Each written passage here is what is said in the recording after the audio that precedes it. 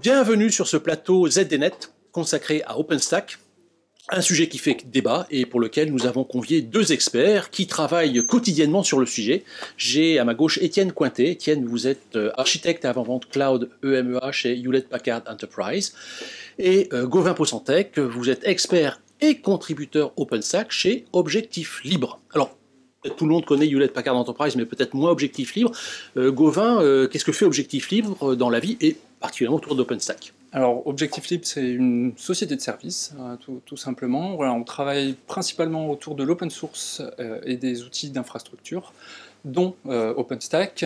Voilà, et on est contributeur OpenStack à différents niveaux, sur la documentation notamment, et sur du développement d'une solution de facturation pour OpenStack également.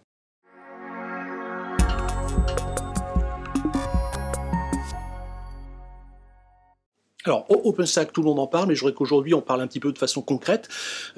Comment est-ce qu'on fait pour passer à l'action en matière d'OpenStack? C'est pas forcément très évident de commencer. Il y a peut-être deux manières de voir. La première, c'est prendre son courage à deux mains et se lancer. C'est-à-dire aller chercher la documentation, commencer à installer. Généralement, les erreurs arrivent assez vite. On recommence, on réinstalle, on continue de jouer avec la solution. Il faut un peu de courage et de patience pour ça. La deuxième solution, qui est sans doute la plus courante, parce qu'on n'a pas forcément le temps de passer 2 mois à essayer d'installer notre premier OpenStack, c'est de se faire accompagner par une société telle que HPE ou Objectif Libre, des gens qui ont déjà l'habitude de travailler avec OpenStack et qui peuvent vous donner les bonnes pistes pour démarrer sur ces solutions. Étienne, vous êtes partisan de la solution Blood, Sweat and Tears ou alors de l'accompagnement? Disons que pour OpenStack, il faut déjà se poser les bonnes questions. Donc il faut savoir quel cas d'usage on souhaite mettre en œuvre. C'est vrai qu'on ne va pas se lancer de façon brute OpenStack pour OpenStack, ça n'a pas de sens, puisqu'on voit bien que OpenStack, des fois, ça peut vite devenir un four AVM. Donc OpenStack, c'est génial, mais il ne faut pas oublier que c'est une architecture, donc c'est vraiment la première brique pour créer un cloud privé, public ou hybride. Donc se poser la question de qu'est-ce qu'on souhaite faire avec, et ensuite comment est-ce qu'on peut commencer petit, pour ensuite grandir évidemment avec d'autres modules complémentaires. Vous êtes d'accord avec ça? Je suis plutôt d'accord. Effectivement, OpenStack, il y a les points, les briques, les éléments incontournables. Et puis, c'est pas tout. Il faut savoir vers quoi on va, quel type de solution on va déployer. Est-ce qu'on est plutôt en train de faire du réseau? Est-ce qu'on est plutôt en train de faire du stockage? Est-ce qu'on a besoin de machines virtuelles?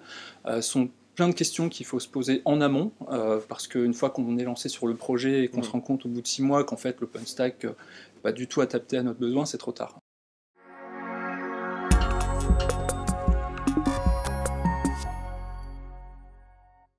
Il y a des situations où OpenStack ne correspond pas vraiment aux besoins? Alors oui, il y en a beaucoup en fait. Puisque vous prenez par exemple le cas d'un développeur, qu'est-ce qui l'intéresse? C'est de pousser son application finalement en production et qu'elle fonctionne. Le développeur, que ce soit sous l'OpenStack ou sous une autre technologie, je veux dire la vérité, ça l'intéresse très peu. Donc il faut se poser la question de à qui c'est destiné, pourquoi, et ensuite est-ce qu'on va effectivement vraiment mettre cette solution et à qui elle va vraiment servir. Donc voilà, c'est pour ça qu'il faut faire attention, quel métier, quel service, quels usages. Je vais prendre un exemple simple, vous prenez des clouds publics, j'en connais que je ne citerai pas 2 ou 3 qui sont partis sur de l'OpenStack pur, sans aucun service ou valeur ajoutée au-dessus. Malheureusement, ça ne fonctionne pas. Un four AVM n'intéresse pas encore tout le monde. Gauvin, est-ce que dans OpenStack, on n'est pas un peu dans la pensée unique, tout beau, tout nouveau, c'est open source, c'est sympa? Est-ce qu'il n'y a pas quand même quelques sujets de vigilance à observer quand on est en place? Si, je pense que clairement, il y a des sujets un peu compliqués autour d'OpenStack. Effectivement, c'est une solution qui marche plutôt pas mal, qui est complètement ouverte et où tout le monde peut a priori amener sa pierre. Par contre, c'est un projet qui est complexe à maintenir, qui n'est pas forcément très facile à mettre à jour, donc non, c'est pas forcément la solution à tous les besoins, et c'est pas un monde de bisounours où tout est rose et où tout va bien se passer. C'est encore une application qui est complexe à manier, voire à utiliser éventuellement si on est parti un peu de travers par rapport au cas d'usage. Du coup, est-ce que ça fait pas le beau jeu des intégrateurs de tout poil, d'essayer de vendre de la prestation pour mettre en place un truc qui est pas toujours tout à fait sec? Alors, je n'irai pas jusque-là. Je dirais que ce qui va se passer, c'est qu'OpenStack, c'est une fondation. Donc c'est effectivement maintenu par un grand nombre de développeurs, par un grand nombre d'entreprises comme HPE ou Objectif Libre. Et ça qui est intéressant, ça veut dire que chaque entreprise va pouvoir amener une pierre à l'édifice, une mise à jour des choses vraiment intéressantes, du code, de la robustesse, mais évidemment, il va ensuite falloir l'intégrer chez les entreprises. Et là, on peut faire le choix. Soit on part tout seul avec des experts OpenStack et on installe la version libre fondation, soit on utilise un partenaire d'OpenStack qui va permettre d'avoir un petit peu plus de facilité dans les mises à jour, dans l'installation, dans la maintenance, etc.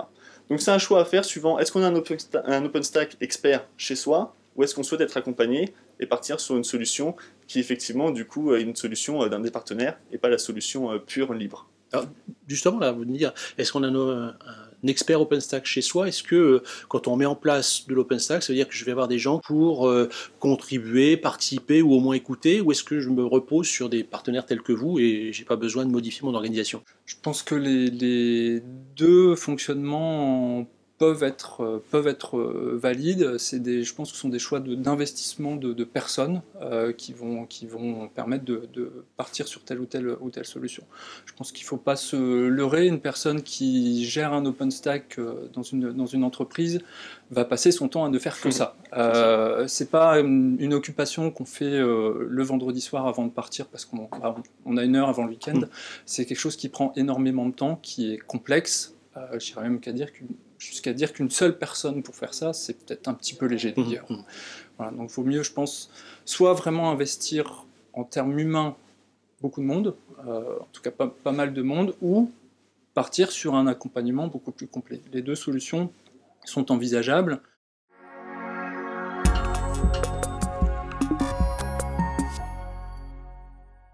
Alors, vous écoutez Gauvin, j'ai un peu l'impression, dites-moi si je me trompe, que OpenStack c'est quand même plutôt pour des grands comptes qui ont des équipes capables de s'investir. Est-ce que dans les clients vous suivez aussi bien l'un que l'autre, vos clients prédilection c'est plutôt des grands noms ou plutôt des petites entreprises? C'est quoi la part des choses?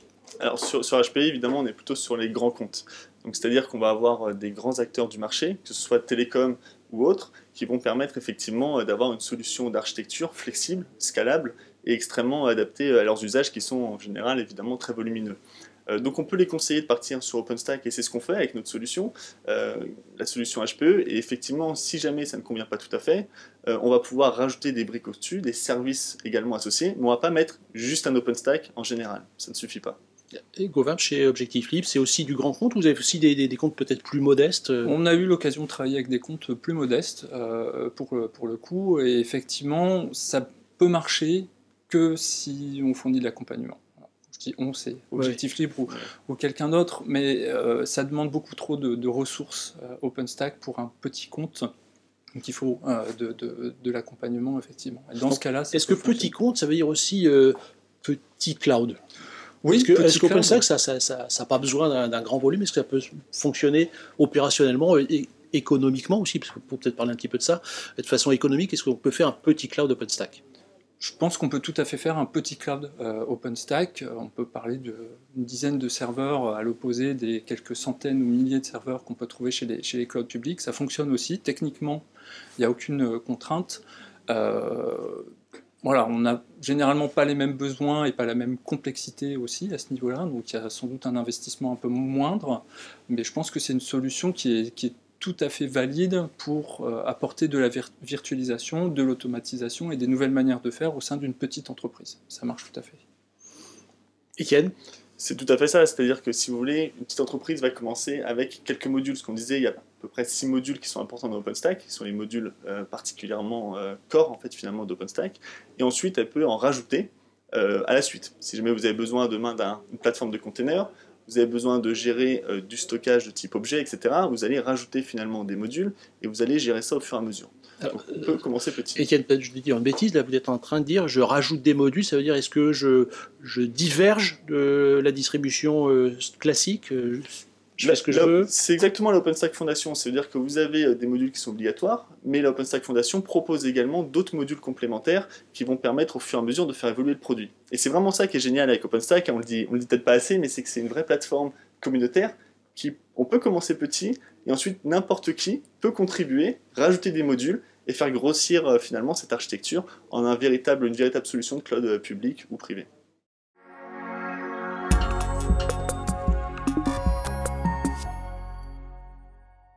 Gauvin, du coup, est-ce que si je veux me lancer dans OpenStack, j'ai plutôt intérêt à aller chercher une distribution communautaire ou au contraire une distribution qui a été industrialisée par un partenaire? Est-ce qu'il y a des use cases pour l'un ou pour l'autre? L'industrialisation est obligatoire, je pense, avec OpenStack. C'est, à mon sens, difficilement envisageable de déployer OpenStack sans envisager de l'industrialisation. Ceci dit, cette industrialisation, elle peut être faite effectivement par un prestataire qui apporte ses solutions ou par l'entreprise elle-même, si elle a la compétence, si elle a le temps à passer là-dessus pour déployer un OpenStack communautaire. Ça peut être un point de départ. Un des avantages, je pense, d'OpenStack aussi, c'est, et des diverses solutions qui existent autour d'OpenStack, c'est une certaine compatibilité, en fait, qui va exister entre toutes les solutions, qui fait que on peut passer d'un OpenStack à un autre et garder les mêmes manières de faire, les mêmes manières de travailler sans impact. Donc on peut faire évoluer en fait une plateforme, on peut passer vers d'autres choses.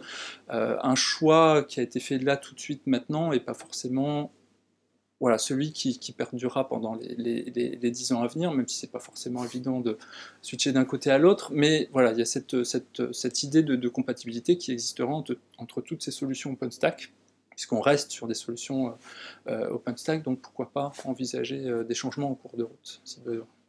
Oui, c'est vrai, ce qu'il faut préciser, c'est que tous les partenaires, tous ceux qui ont créé comme HPE leur OpenStack finalement sur la version fondation, disposent des mêmes API, utilisent les mêmes modules et vont reverser à la communauté une partie du code.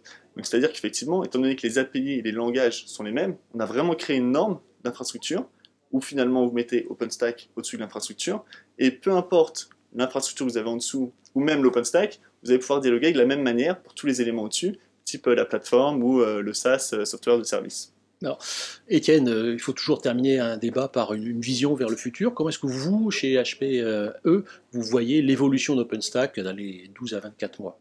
Alors, HP a misé sur OpenStack il y a déjà très longtemps, hein, donc c'est vrai qu'on n'a pas découvert le sujet hier, donc on a toujours parié sur cette technologie.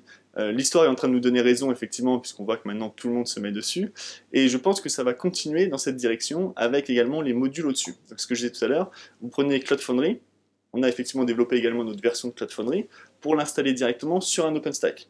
Donc on veut en fait, si vous voulez, quand on s'adresse à l'entreprise, on veut toucher toutes les structures.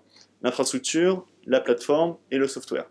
Donc sur HP, on va continuer d'évoluer dans ce sens-là. On va investir sur OpenStack, évidemment, sur Cloud Foundry et sur Docker également. Bien, je pense que c'est le mot de la fin. Gardons le cap sur OpenStack. Merci Gauvin, merci Étienne, amis internautes, à bientôt.